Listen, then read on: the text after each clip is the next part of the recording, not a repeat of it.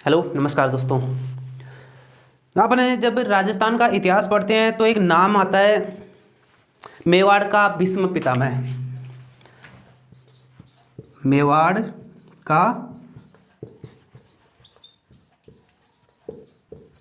भीष्म पितामह। एक भीष्म पितामह अपन सुनते हैं महाभारत के अंदर। महाभारत में एक भीष्म पितामह थे जो राजा शांतनु के पुत्र थे, उनको भीष्म पितामह बोलते थे। वो तो कहते दो प्रतिज्ञाएं किए थे। एक तो उन्होंने की थी कि मैं आजीवन कुंवारा रहूंगा, कभी शादी नहीं करूंगा, और एक प्रतिज्ञा की थी कि मैं कभी राज सिंहासन पर नहीं बैठूंगा। इसी कारण दो ऐसी भीष्म प्रतिज्ञाएं किया था उन्होंने की थी, इसलिए उनको तो भीष्म पितामह कहा जाता है। अब इनको मेवाड़ का भीष्म पितामह क्यों कहा जाता है ये एक बार अपन देख लेते हैं। तो मेवाड़ का भीष्म पितामह बोलते तो मेवाड़ रियासत के होंगे। तो अपने एक राजस्थान में बहुत ही शक्तिशाली रियासत हुआ करती थी मेवाड़ रियासत। इस मेवाड़ रियासत के अंदर एक वंश था गुहिल वंश। इस गुहिल वंश में जो राजा थे, एक राजा थे राणा लाखा। कौन थे? मेवाड़ रियासत में गुहिल वंश में राणा लाखा थे। राणा लाखा के एक पुत्र था, इनके पुत्र का नाम था चूंडा। इस चूंडा को ही मेवाड़ का भीष्म पितामह कहा जाता है। मेवाड़ रियासत हो गई। मेवाड़ रियासत में गुहिल वंश हो गया। गुहिल वंश में राणा लाखा एक राजा हुआ करते थे, उनका एक पुत्र था चूंडा। उन्हीं को मेवाड़ का भीष्म पितामह कहते हैं। अब इनका नाम भीष्म पितामह कैसे किसी ने रखा या ऐसा कुछ था, इन्होंने कुछ किया जिसके कारण इनको मेवाड़ का भीष्म पितामह कहा गया। इनकी तुलना जो महाभारत कालीन जो भीष्म पितामह थे उनसे इनकी तुलना की गई। देखते हैं एक बार। ये जब राजस्थान का इतिहास पढ़ते हैं तो चूंडा भी दो आते हैं। एक तो मेवाड़ में चूंडा है, एक चूंडा और है। ये तो मेवाड़ हो गई। पास में एक रियासत थी मारवाड़ रियासत।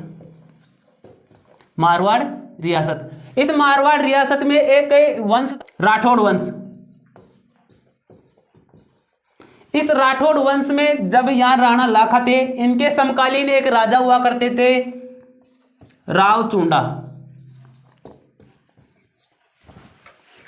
राजस्थान का इतिहास पढ़ते हैं तो दो नाम आते हैं चूंडा के।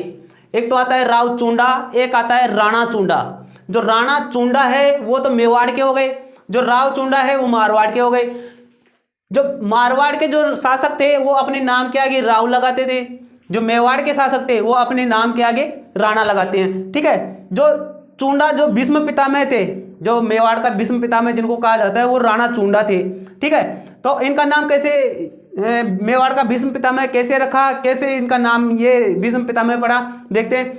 जो राव चूंडा थे इनके एक पुत्री थी, उनका नाम था हंसाबाई। एक पुत्री राव चूंडा की एक पुत्री थी हंसाबाई, और एक पुत्र था इनके जिनका नाम था रणमल। हंसाबाई और रणमल। रणमल की बहन थी हंसाबाई। राव चूंडा के पुत्र और एक पुत्री थी। हंसाबाई विवाह योग्य हो गई। अब राव चूंडा को इनके लिए एक सुयोग्य वर ढूंढना था। अब आसपास की रियासतों में इन्होंने खबर भिजवाई कि अपने जो सैनिक थे, जो भी इनके सुविचारक थे, उनको बोला कि अपने हंसाबाई के लिए एक अच्छा सा लड़का ढूंढना है, अच्छी सी रियासत, अच्छा सा मतलब संस्कारी हो, बीड़ी सिगरेट नहीं पीता हो, गुटखा पानी नहीं खाता हो, ऐसा पढ़ा लिखा और मतलब अच्छी सी तैयारी करता हो या नौकरी लगा हुआ हो, ऐसा अपने को लड़का चाहिए। ऐसे ढूंढते ढूंढते पास ही के अंदर मेवाड़ रियासत में इनको खबर लगी कि राजकुमार चूंडा जो राणा लाखा का पुत्र है अच्छी तैयारी कर रहा है, नौकरी लगा तो नहीं लेकिन बहुत जल्दी लग जाएगा, ऐसा है कि तैयारी कर रहा है, और अपने नॉन टेक जीके के वीडियो भी देखता है बढ़िया तरीके से, कोई दिक्कत नहीं, आराम से नौकरी लगेगा। ये बात राव चूंडा तक पहुंचाई गई कि अच्छा ऐसी बात है, चलो कोई नहीं, फिक्स कर दिया जाए। राणा चूंडा से मतलब राजकुमार चूंडा से हंसाबाई की शादी की जाएगी। अब राव चूंडा यहां से 5 पंडितों को भेजता है कि आप जाओ और राजकुमार चूंडा से अपनी हंसाबाई का रिश्ता पक्का करके आओ। अब ये भेज दिए, 5 पंडित यहाँ आ गए। यहाँ पर दरबार लगा हुआ था। राणा लाखा अफीम अफीम खा पी के अच्छे से दरबार में बैठे हुए थे। अफीम खाता था राणा लाखा। जो राजपाट था, कारोबार था, वो राजकुमार चुंडा संभालता था। ठीक है। अब दरबार लगा हुआ है, बैठे हैं। वॉचमैन आया। वॉचमैन बोलता है कि मारवाड़ से कुछ लोग आपसे मिलने आए हैं। राणा लाखा को बोलते हैं मारवाड़ से कुछ लोग आपसे मिलने आए हैं। राणा लाखा ने वॉचमैन को कहा कि उनको बड़ी इज्जत के साथ अंदर लेके आओ। अब वो लोग अंदर आ गए। उनको अच्छे से चाय नाश्ता करवाया गया, कचौरी समोसा खिलाया गया, बैठा के आराम से। जब चाय नाश्ता हो गई कंप्लीट, उसके बाद राणा लाखा उनसे पूछते हैं कि फरमाइए, क्या कोई सूचना लेके आए हो क्या? उन्होंने कहा जी, हम मारवाड़ से आपके यहाँ पर नारियल लेकर आए हैं। नारियल लेकर आए हैं का मतलब है कि जहां से वो नारियल यहाँ पर लेके आए हैं तो वहां किसी राजकुमारी या किसी लड़की का रिश्ता यहाँ पर लेकर आए हैं। नारियल का मतलब ये है। तो ये बात सुनकर राणा लाखा खुश हो गया कि इस बुढ़ापे में भी मेरे लिए रिश्ते आ रहे हैं। ये बात सुनकर उन्होंने कह दिया कि बुढ़ापे में भी मेरे लिए रिश्ते आ रहे हैं। अब ये बात सुनकर ये पंडितों ने दिमाग लगा लिया कि तो रॉन्ग नंबर लग गया। अब पंडित बोलते हैं महाराज सॉरी, रिश्ता आपके लिए नहीं आया है, रिश्ता आपके पुत्र राजकुमार चुंडा के लिए है। अब ये बात सुनकर जो दरबार में लोग बैठे थे वो जोर जोर से हंसने लग गए कि पैर कब्र में है और जनाब दिल है कि मानता ही नहीं है जनाब का। अब ये बात सुन के राजकुमार चुंडा को अजीब सा लगा, बुरा लगा कि पापा की बेइज्जती हो गई मेरे दरबार के अंदर। अब पंडितों ने प्रस्ताव रखा कि राजकुमारी हंसाबाई का विवाह हम आपके लिए लेकर आए हैं। तो चुंडा ने बड़ी इज्जत के साथ उनको जवाब दिया कि मैं ये शादी नहीं कर सकता। पंडितों ने कहा यार, हमारी राजकुमारी मारवाड़ की राजकुमारी है हंसाबाई, उनमें क्या कमी है? अच्छी खासी राजस्थान पुलिस की तैयारी कर रही है, बढ़िया रोटी सब्जी बनाना जानती है, आपके यहाँ अच्छा काम करेगी, कोई शिकायत का मौका नहीं देगी आपको। राजकुमार चुंडा बोलते हैं कि बात ये नहीं है कि वो क्या कर रही है, कैसी तैयारी कर रही है या वो कैसी है। बात यह है कि आते ही आपने जब प्रस्ताव रखा तो उनसे शादी की इच्छा मेरे पिताजी ने की, मेरे पापा जी ने उनसे आपके जो राजकुमारी है हंसाबाई उनसे शादी करने की इच्छा जाहिर कर दी। तो अब चूंकि मेरे पिताजी उनसे शादी करने की इच्छा रखते हैं तो आपकी राजकुमारी हंसाबाई तो मेरी मम्मी बन गई, मम्मी हो गई। ठीक है, तो मैं उनसे शादी नहीं कर सकता। पंडितों ने सोचा यार ये तो अजीब बात है। पंडित कुछ कर करा के बाहर आ गए, जा रहे थे अपने मारवाड़ की तरफ। रास्ते में चलते चलते एक पंडित ने दिमाग लगाया, मतलब चलते चलते उन्होंने बात कर रहे थे कि अजीब आदमी है यार, पापा बोलते हैं मैं शादी करूं और बेटा भी बोलता है कि पापा की शादी करें, कैसे इंसान है। अब चलते चलते एक पंडित ने दिमाग लगाया कि यार शादी तो अपन हंसाबाई की राणा लाखा के साथ कर सकते हैं, कोई दिक्कत नहीं है, कहीं समस्या नहीं है। पंडित ने कहा यार तू देखा है राणा लाखा 2-3 साल का मेहमान है, हंसाबाई की क्यों जिंदगी खराब करने में लगे हुए हो। पंडित ने समझाया कि एक शर्त पर, अगर वो शर्त राजकुमार चुंडा मान जाता है तो अपनी शादी कर सकते हैं।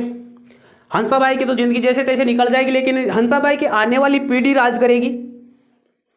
दूसरे ने कहा कि वो कैसे, कि अगर अपनी हंसाबाई और राणा लाखा से जो संतान उत्पन्न हो वो अगर मेवाड़ का भावी राजा बने और राव चुंडा अगर कह दे कि मैं राजा नहीं बनूंगा और हंसाबाई और राणा लाखा से मेरे पिताजी से उत्पन्न संतान ही राजा बनती है तो अपन ये रिश्ता फिक्स कर सकते हैं। दूसरे पंडितों ने कहा कि ये तो यार बात सही है। अब पंडित वापस आ गए घूम फिर के यहाँ पर। राजकुमार चुंडा से बोलते हैं कि राजकुमार जी ऐसी बात है, हमें आपके पापा से हमारी हंसाबाई की शादी तो कर सकते हैं, कोई दिक्कत नहीं है, हमें कहीं समस्या नहीं है, ना ही हमारे रियासत को कोई समस्या है। कि वो क्या है, कि एक शर्त है कि आपके पिताजी के मरने के बाद यहाँ का राजा कौन बनेगा। कि जाहिर सी बात है मैं बनूंगा, इतने दिन हो गए तैयारी करते हुए, हैं इतने दिन हो गए तैयारी करते हुए, एग्जाम पास कर लिया, फिजिकल पास कर लिया, अब तो फाइनल सिलेक्शन है, थोड़े दिनों में सिलेक्शन भी हो जाएगा।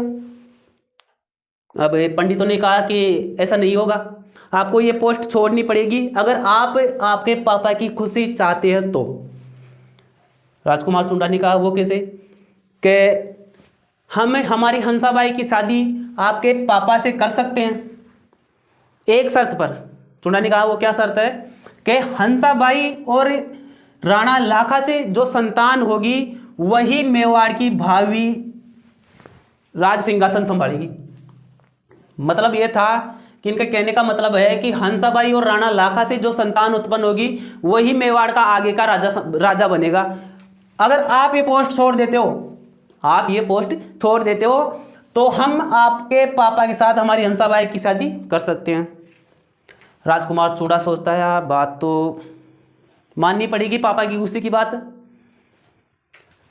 चुंडा ने भरे दरबार के अंदर घोषणा कर दी कि मैं कभी भी जिंदगी, मेरे जीवन काल में कभी भी राज सिंहासन की इच्छा जाहिर नहीं करूंगा। मुझे राज सिंहासन नहीं चाहिए, मेवाड़ का राज सिंहासन नहीं चाहिए। यह घोषणा करने के कारण ही मेवाड़ का भीष्म पितामह किसे कहा जाता है, राणा चुंडा को। हंसाबाई की शादी राणा लाखा के साथ हो जाती है। आगे हुआ भी ये, जो राणा चुंडा है, राजकुमार चुंडा था, उन्होंने इस सिंहासन पर नहीं बैठ, ये जो मेवाड़ का सिंहासन है ये इस पर कभी नहीं बैठे थे। और जो आने वाले इसके राणा लाखा के बाद जो राजा बनाए थे वो हंसाबाई और राणा लाखा से जो उत्पन्न संतान थी उनको राजा बनाया गया था। जो भीष्म पितामह थे वो महाभारत काल के, उन्होंने 2 प्रतिज्ञाएं की थी कि मैं आजीवन कुंवारा रहूंगा, कभी शादी नहीं करूंगा, और दूसरी की थी कि मैं कभी राज सिंहासन पर नहीं बैठूंगा। और यहाँ जो जनाब है कलयुग है, इन्होंने एक प्रतिज्ञा की, वो भी बहुत बड़ी बात है। इन्होंने एक ही प्रतिज्ञा की है कि मैं मात्र राज सिंहासन पर नहीं बैठूंगा और मैं कभी भी मेवाड़ का राजा नहीं बनूंगा।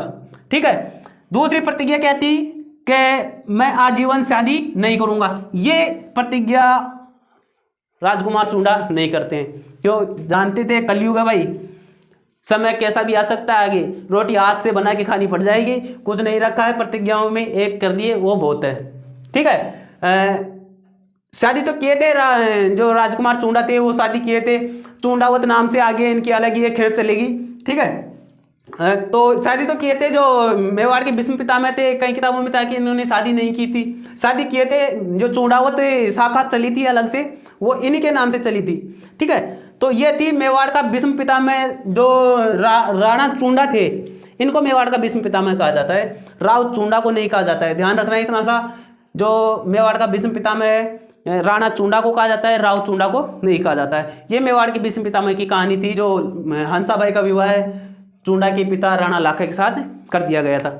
ये छोटी सी कहानी थी, कैसी लगी, अच्छी लगी हो तो वीडियो को लाइक कर देना, चैनल को सब्सक्राइब कर लेना। आप नए हो मेरे को पता है, अभी सब्सक्राइब नहीं किए हो, नीचे देखो एक बार लाल कलर का बटन है तो उसको दबा के सब्सक्राइब कर लो। ठीक है।